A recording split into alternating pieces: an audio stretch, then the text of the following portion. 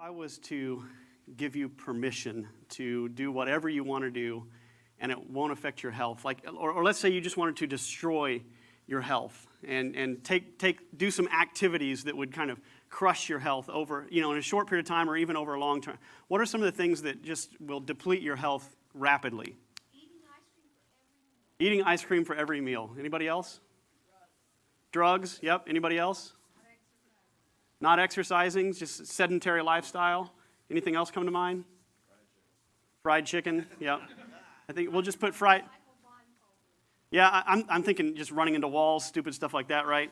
But there's one thing that's highlighted in the video that I think you probably know where I'm going with this, that Rusty hit on a couple weeks ago, and it's the idea of loneliness. And the chief medical officer for the insurance company Cigna, they did a study. And so these are actuaries. And what the actuaries do is they do studies to develop statistics so that they know what to charge you for insurance because they know what activities are going to kill you. So if you're a 2-pack-a-day smoker, for example, they charge you extra because the odds of you living longer are less, right?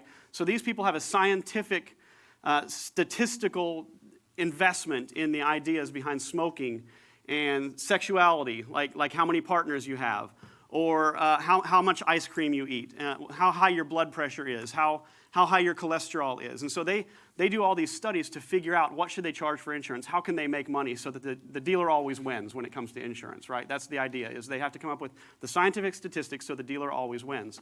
And he says this, that loneliness has the same impact on mortality as smoking 15 cigarettes a day, making it even more dangerous than obesity.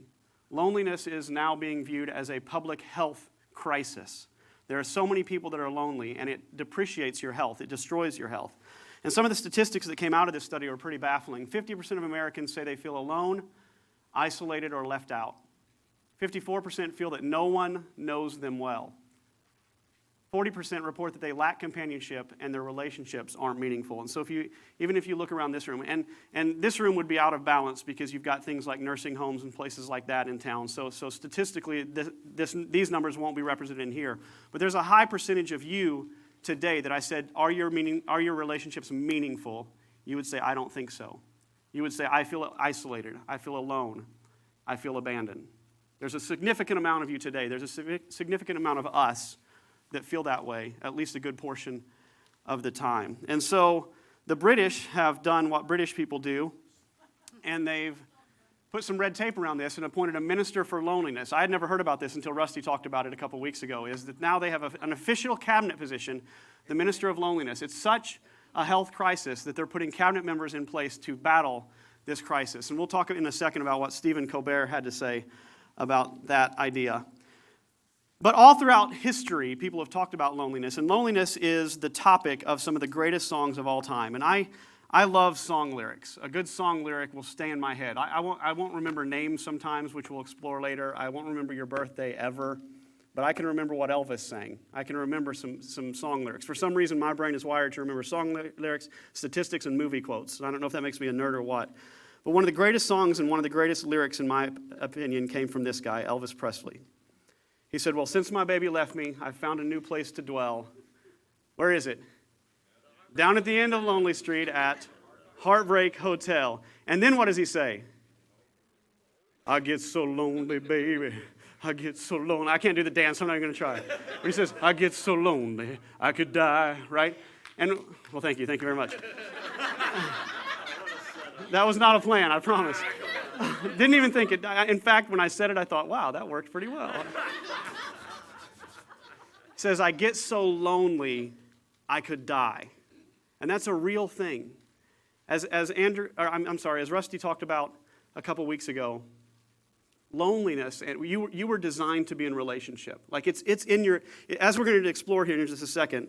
Oh, here's the lyrics. I get so lonely, baby, I get so lonely. But as we explore further, you're going to find out that you are genetically wired to be in relationship. And if you're not in relationship, if you're not having meaningful relationships, you will suffer. It's in your DNA. It's inescapable that that's the reality. Nobody was created to be alone. In the beginning, as Rusty talked about a couple weeks ago, is this idea that the Christian view of God is that God exists in Trinity, which is the great mystery of God, is that God is at his core a relationship. And we believe that Father, Son, and Holy Spirit are three in one, which to me, I'm a skeptic. It bothers me because I want to say, 1 + 1 + 1 can't equal 1. And so, and I know all the theories out there, 1 × 1 × 1, and the theories of ice water is cube and solid and gas, solid, liquid, and gas, and they all actually turn out to be heresy when you study them deeply.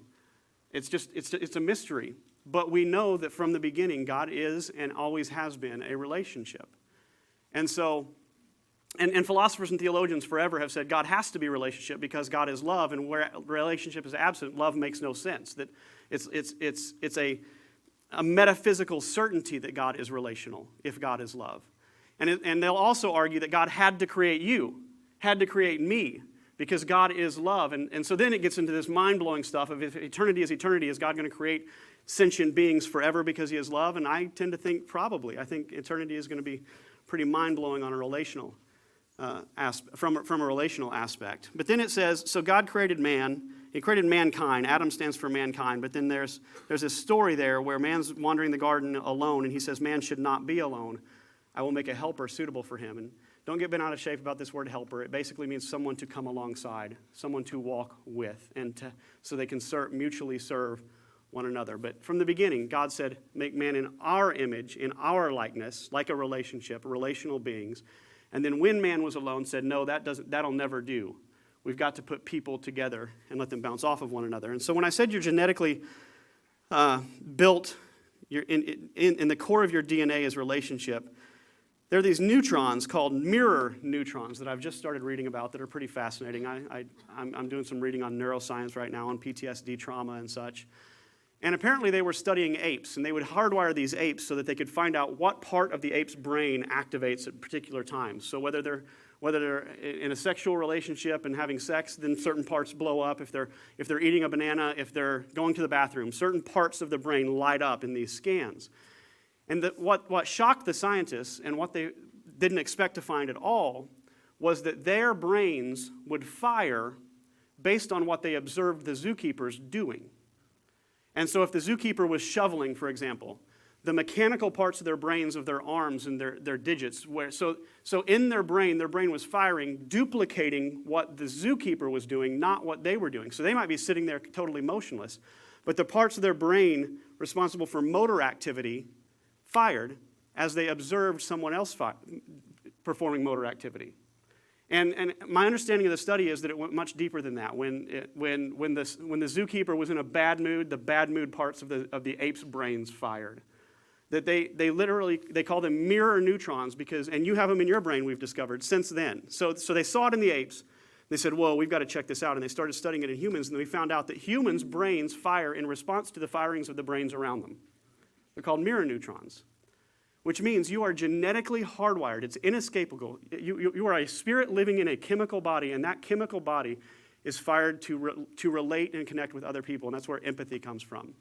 That's where unity comes from. That's where cooperation comes from, are these mirror neutrons in your brain.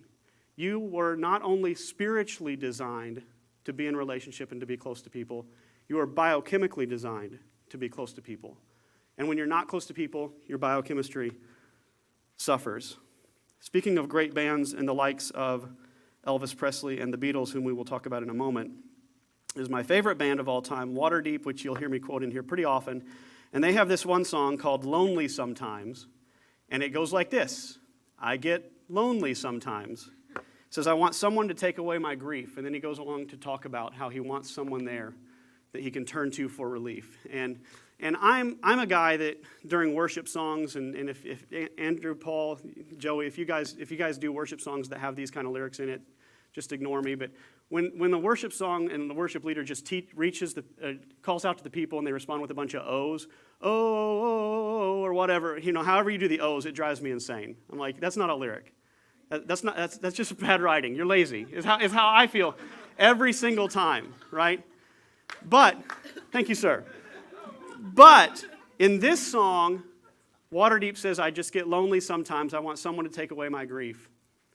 Then they go on to sing, oh, oh, oh, oh, oh.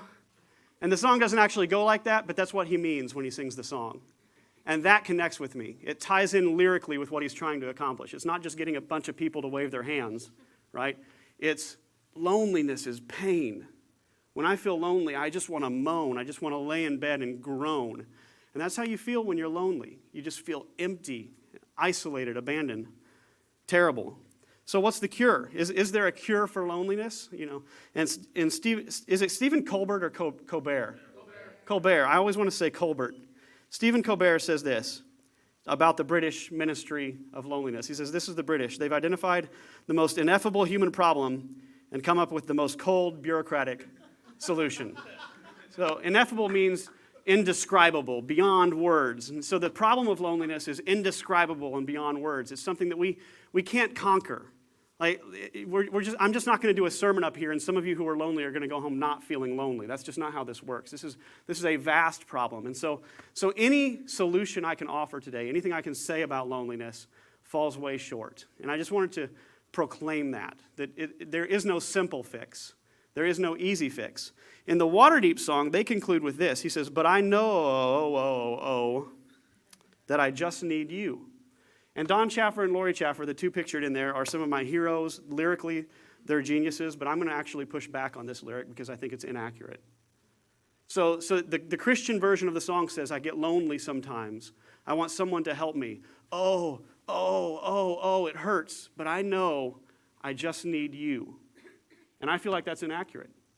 I don't think that that's the truth. I think God designed you to be in relationship with other human beings. I think this is a part of the solution, is connecting with God, being close to God, being intimate with God, but it's not going to solve the issue of loneliness. God is in some distance ineffable. He's in some way untouchable, beyond words, beyond imagination. He is far away in some sense. He's also very close, but he's extremely far away as well, much bigger than us. And he's designed us to figure out what relationship looks like among one another, connected to each other. And so any pastor that gets up and says, well, if you're lonely, you need to pray more. If you're lonely, you need to read the Bible more. If you're lonely, you need to worship more. Those are part of the solution, but not the whole solution. The whole solution ties in with Jesus and what Jesus meant to establish.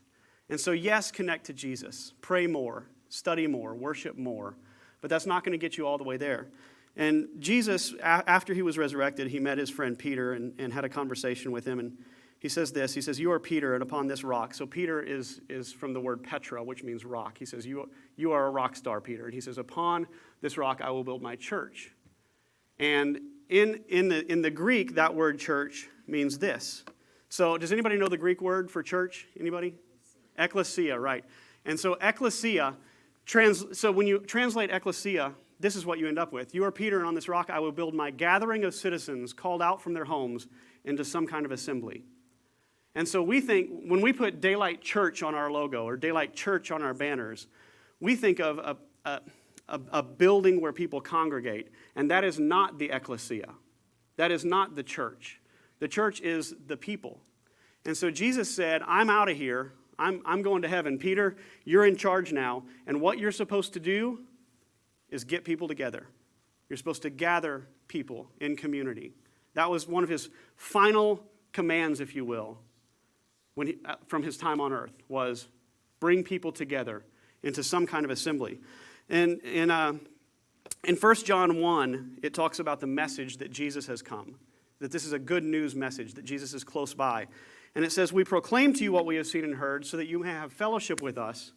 And our fellowship was with the Son and with the Father. Fellowship was with the Father and with his Son. And so it says, we're telling you this message about Jesus. And you'll notice what it doesn't say. It doesn't say so that you can be holy, so that you can go to heaven, so that you can not go to hell, the message that is typically preached. It doesn't say so that you can be spiritual. What does it say? It says so that you can have friends. It says there's nothing like a mission to bind people together. There's nothing like a goal to put people in groups and make friends out of enemies, to make friends out of people who maybe normally wouldn't get along. And that's what the fellowship is. Fellowship is, my friend Titus Owakushe, who works for the United Nations, he says fellowship is fellows in the same ship. It means you're all going one direction. and God is putting you together. So Jesus, he was the champion of curing loneliness. So he is love. He is connection. He is relationship. But you'll also notice in his ministry and his life, he could have stayed in his home. He could have stayed outside and not assembled with us. But instead, he came down and walked the earth to be close to us. And then you find out in the book of Revelation, in the end times, when all things are wrapped up and God makes everything new and everything right, it says this. It says, let us rejoice and be glad and give him glory. For the wedding of the Lamb has come. And the lamb, if you're unfamiliar, is Jesus in Scripture. When it talks about the lamb, it's Jesus. So the wedding of Jesus has come, and his bride, and there's this passage in Ephesians 5, that this is the radiant ecclesian. So it's the radiant church. It says his bride, the radiant church, has made herself ready. So it says in the end times, when Jesus comes and fixes everything, there's going to be a big party because all these people have gathered under the banner of Jesus. And that's what he wants to do, is create community, create friendship, create fellowship. So when my kids come to me and say, Dad, I'm thirsty, which I hear 40 times a day. Dad, I'm hungry. I'm snarky with my kids. If my son comes to me and says, Dad, I'm hungry, I say, do you know what I do when I'm hungry? And what is the answer? I eat, yes. So get yourself some food. Leave me alone, right? Get yourself some food. There's a part of this conversation is it's almost like that old Bob Newhart skit where he's a psychiatrist and the person comes in and says, I'm terrified of being buried alive. And he says, I've got 2 words for you. Stop it, right. Just stop it. Well, should I take notes? Well, it's just 2 words. Just stop, right? And so it's kind of like that. In one sense, it's a very complex, ineffable problem, loneliness. In another sense, if you're missing friendships, what should you do? Make friends. That's right, and I think Scripture teaches that. See, the cure for hunger is to eat, but the cure for hunger, big picture hunger, worldwide global hunger, is to cultivate food. And so there's 2 things here. When somebody says, I'm hungry, if it's my son who lives in America and I know there's hot dogs in the fridge or I know there's macaroni and cheese or whatever, I can say, go eat something. But when we're talking about the global picture, a solution is that we have to cultivate food, that we have to distribute food. And so when it comes to loneliness, there's a singular problem of you should probably be more friendly. You should probably be a little more outgoing. But then there's the bigger problem of people are very hateful. People are isolated and alone. People use social media to win, not to bless. I'll tell you, that'll change your life. You get on social media just to bless and encourage, not to look great. It would change the world if people would see things that way. But let's talk about that first one, kind of the easy one, and we're going to comienza aquí. We're going to begin here with a doorknob, right? If you're one that stays in the house all the time, you got to open the door and get out. If you're one that keeps people out by closing the door, you got to start opening your door and letting people in. The church was designed to be a church of hospitality, which we're going to talk about in the coming weeks. So you've got to show yourself friendly. We just bought a billboard over on Bardstown and Breckenridge. Does anybody know where Garden Gate Cafe is? Garden Gate Gardens and Deli and Marketplace is right on Bardstown and Breckenridge? One person does, great. So nobody's ever going to see our sign, which is very disappointing. But across from that is a gas station, and on the back of that gas station is this 24 by 16 sign that's been Budweiser beer for as long as I've lived here, 5 years. I approached the owner a few weeks ago and said, hey, what would you charge us to rent that sign? And he said, what would you give me? And I told him a number that was ridiculously low.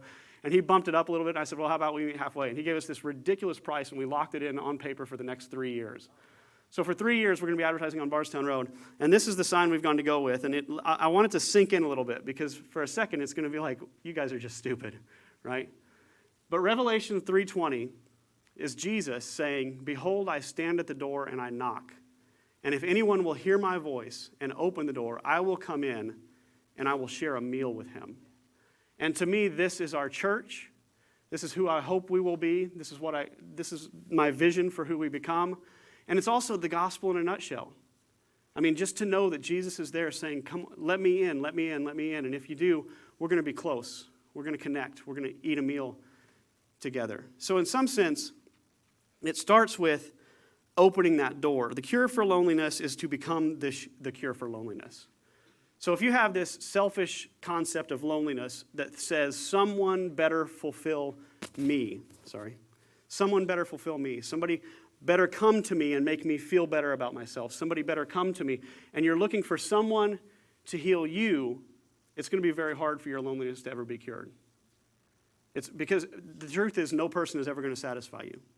No person is ever going to take the place of Jesus. No person is ever going to make you existentially the person you want to be. They can help. We're designed to help one another, but no one can ever satisfy that thing inside of you that hungers for relationship. But what you can do is look around and see people who are hungering, see people who are hurting, and invest and help.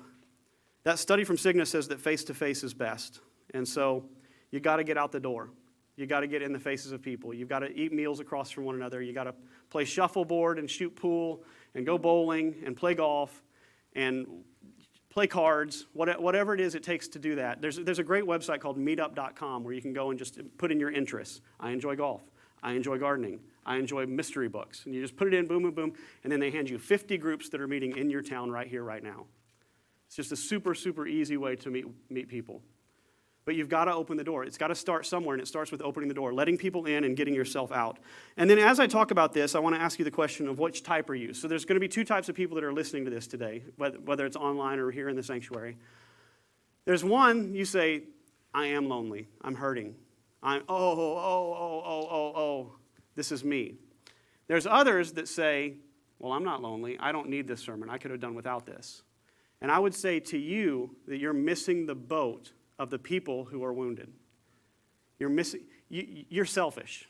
If the response is, well, I'm not lonely, I don't need this, there's a lot of I's in that sentence. And the book of Romans, Paul says this. He says, you who are strong. So if you are strong, if you're actually sitting there saying, I don't need this, I probably would not put you in that category to begin with. But it does say, you who are strong ought to bear with the failings of the weak and not to please ourselves. Each of us should please our neighbors for their good, to build them up. And it says, even Christ did this, and it goes on to explain how he did that. And so it's not just whether you are lonely or not. It's whether you see the lonely. You see the aching, the people around you. And if you are lonely, and let's say you've tried to reach out. Let's say you've tried to join a group, or you've tried to meetup.com and just feel like you've been wounded over and over and over. I would encourage you to press on, and we'll talk about that in just a second, is that you just can't let your heart get hardened. You've got to keep trying. You got to keep reaching out. I want to encourage you to be this lady, meaning bring pie. So if you want to be my friend, pecan pie is the way to go. No. I say pecan, but I always accidentally say pecan, and then I just feel stupid. There's a passage in Proverbs, and it's funny, Hebrew scholars completely argue about what this passage actually states because there's an idiom in it that nobody really knows what it means. I think it's Proverbs 18:24. And in the King James, it translates this way. It says, a man that hath friends must show himself friendly. And in some of the other versions, it says, a man with too many friends will be ruined. And so it's like, well, what? And I've read on it, and it's almost like the Civil War, that you got one on one side and one on the other blasting each other, and nobody has any clue what this passage really means. And so I don't want to put this up here and say, God says you should be friendly, because maybe he didn't. I don't know. But the principle is scriptural. What was the greatest commandment? Love your neighbor as yourself. You love yourself a whole lot. You're nice to yourself. Typically, unless something's hardwired and broken, people typically treat themselves pretty well. And so I thought, how do you be nice to each other? So I looked up the book, How to Win Friends and Influence People, and wrote down some of the stuff that he says is helpful. And he starts with, do not criticize. Give honest, sincere appreciation to people. Get the other person's point of view. Be genuinely interested in other people and smile. Remember names. Be a good listener. And being a good listener and remembering names go hand in hand, because how many times do you say, what's your name, and you don't listen? I do it all the time. Make the other person feel important. Even if the last line was the only line you remember from this, is every opportunity you get to make somebody feel important is a moment of you being friendly and fighting the battle against loneliness, both in them and in yourself. Don't criticize. Build people up. There's a passage in Ephesians that says, do not let any unwholesome talk come out of your mouth, but only what is helpful for building others up according to their needs. Paul says you should only say stuff that builds people up. And I'm telling you, if you're that person, you're going to have friends. It's going to happen. People like people that make them feel good. And so the first step is just to kind of get out there. The second step is to be friendly, to smile, to love well. They say when Abraham Lincoln was shot and killed that they rifled his pockets afterwards, which is kind of morbid. But this is what they found. They found 2 pairs of glasses, a lens polisher, a pocket knife, a handkerchief, a watch fob, a wallet, a $5 Confederate bill, which makes no sense to any historian ever why that was there, and 9 press clippings that he had cut out and was carrying with him. And each of those 9 press clippings were from pro-Lincoln writers. And so during the war, he received a lot of criticism. Political candidates, political figureheads, they get blasted from both sides, and sometimes you can't make anybody happy. But in his pocket were 9 encouraging press clippings saying, keep going, Abe. Keep doing what you're doing. So this guy who everybody knows his name, who we would say made a significant, substantial mark on history for the better, most people would say that, needed that encouragement. He needed that voice, those people that were saying, you can do it, keep going. He died with that in his pocket of, I need this. And how much, and you need it. We all know our desperate need for someone to tell us, keep going, you're doing great. Keep going, you're valuable. And you can be that person to someone else. So the part of the fight against loneliness is that you start taking loneliness away from other people. That's a huge, substantial step. And the great philosophers Bill and Ted said, what do they say? Be excellent to each other. Be excellent to, I don't know the whole quote. I'm like 40% nerd, and I don't know what percentage you are, but they said be excellent to each other. And it's a shame, there's memes out there about Christianity, how Christians just need to learn, be nice. Like this is such a challenge for people. We want to hold our religion over people. We want to show how spiritual we are, when just encouraging people, building others up is the kind of thing that Jesus wanted to do. And don't this. And what I mean by that is you're going to get hurt. You are going to get destroyed, chances are, by other people. People are vicious. People are mean. Not universally, but there's some out there. And none of us are perfect. None of us can satisfy that hunger. Like, no one can satisfy it for me. I can't satisfy it for you. We can't satisfy it for each other. But somehow bringing it all together is still in the plan of God. But what I mean by this is don't become desiccated and broken and hard-hearted and jaded, vitreous. Don't respond to all that stuff by developing a hardened heart. And so, Scripture says this. It says, let all bitterness and wrath and anger and clamor and slander be put away from you, along with all malice. Be kind to one another, tender-hearted, forgiving each other, just as God in Christ also forgave you. There's a book I'm reading that I would recommend. So far, I would recommend it. I'm only 15% of the way through it. It's called The Body Keeps Score, and it's about this neuroplasticity and mirror neurons and how your brain reacts to other people and how your brain reacts to trauma. And when someone hurts you, what happens to the chemical pathways of your brain. And it says this. It says, neuroplasticity, the relatively recent discovery that neurons that fire together wire together. So read that carefully.